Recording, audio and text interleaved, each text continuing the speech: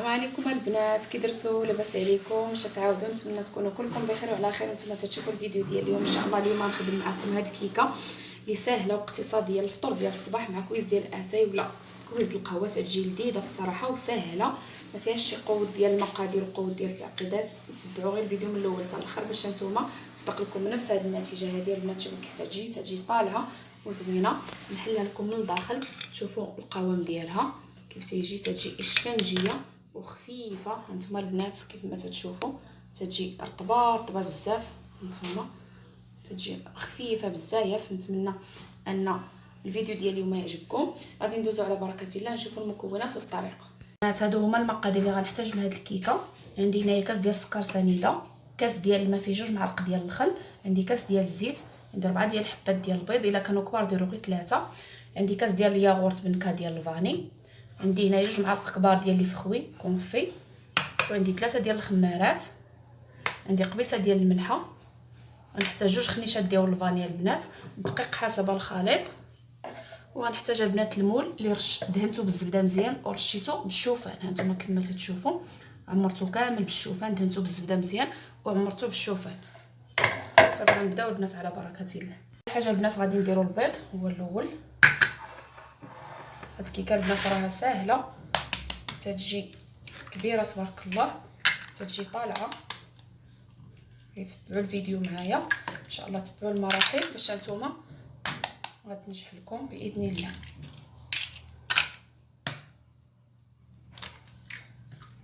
درت هنا 4 ديال البيضات، ندير معاهم ديك القبيصه نتاع الملحه والسكر سنيده.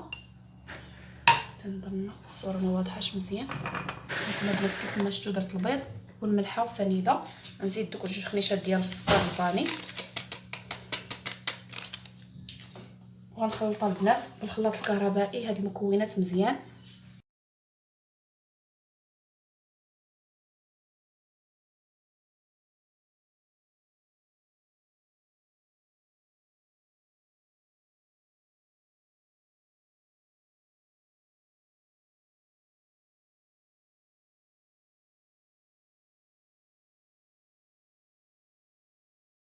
بعد ما خلطت داك البيض غادي نزيد الكاس ديال الياغورت، حتى هو البنات بنكهه ديال الفاني، وغنضيف الزيت، كاس ديال الزيت، غنضيف الكاس ديال الماء اللي فيه الخل، كما قلت لكم 2 معالق البنات كبار ديال الخل. وغادي نكمل البنات التخلاط مره ثانيه.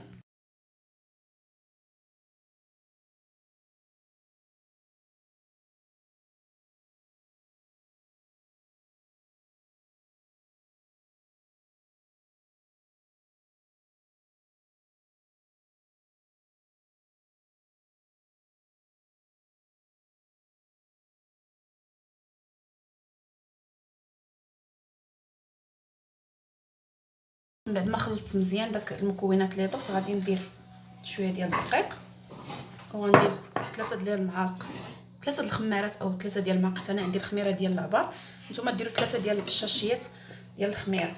نزيد الطحين ونخلطها البنات بنفس الطريقه، وانا تنضيف الدقيق حتى نوريكم القوام اللي غنحصل عليه.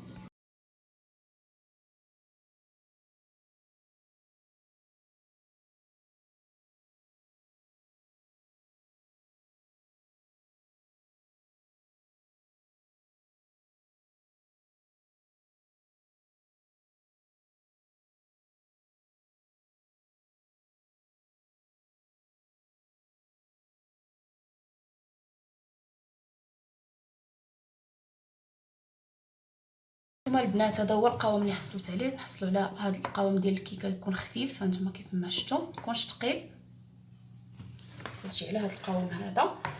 غندير البنات شويه ديال الدقيق، واحد المعلقه صغيره لهاد اللي فخوي، عاد غادي نضيفهم هنا باش ما يهبطوا ليش في القاع ديال الطاوه ديال الكيكه، يبقاو في الوسط. ديروا واحد المعلقه ديال الدقيق وتخلطوا هكا مزيان، وعاد تضيفوهم بهذا الشكل هكا.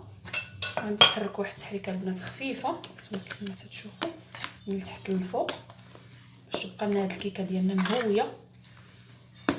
نتوما كيف ما تشوفوا كتجي البنات لذيذه، نتمنى انكم تجربوها.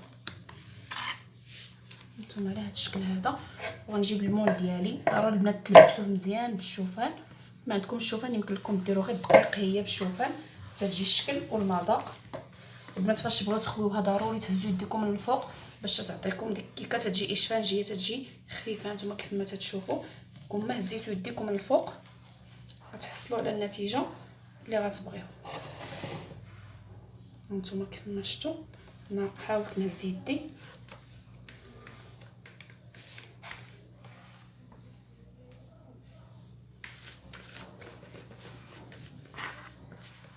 الفران البنات يكون سخون وتخفضوا له الحراره، ما ديروهاش في الفران يكون مجهد.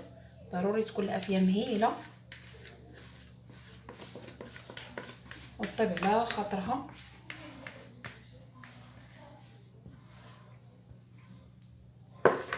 هانتوما البنات على هذا الشكل هذا ضروري تهزوا يديكم للفوق. نتوما كيشوفوا القوام ديالها راه خفيف. صافي الفران عندي انا راه سخون، غنقصلوا الحراره وغنديرها نطيبها في الفران ديال الغاز عادي بحال تنطيبوا الكيكه ديالنا عاديه حتى طيب ان شاء الله ونتلاقى معكم. الكيكه ديالي من بعد ما خرجتها من الفران هانتوما شوفوا الشكل ديالها كيف تجي تبارك الله طالعه وتجي زوينه في الصراحه. هانتوما كيكه القهوه او شرب الشاي في صراحه تجي زوينه. انا ما درت لها حتى شي حاجه من الفوق البنات، غنخليها هكايا تعجبني هكا مع قهوه ولا كويز اتاي. بركه علينا من الحلاوه، راكم عارفين الا بغيتو تزينوها خصكم ديروا المربى او الشوكولا وداكشي كلشي حلو. بركه راه فيها الفخويه من الداخل واصلا باش نبقاو محافظين على داك المذاق ديالها. بصراحه البنات تجي زوينه. وانتم شوفوا داك الشوفان كيف تيجي فيها، تيعطيها جماليه وتيعطيها حتى المذاق. راكم عارفين الشوفان الفوائد اللي فيه. هذه هي الكيكه البنات ديال اليوم، كيكه اقتصاديه وناجحه 100%. نتمنى انكم تجربوها واللي جربها يرد عليا في التعاليق، وما تنساوناش من الكلمات ديالكم الزوينه اللي تتخليوها لي في التعاليق. الله يحفظكم والله يسهل عليكم كاملين، والى فرصه مقبله ان شاء الله.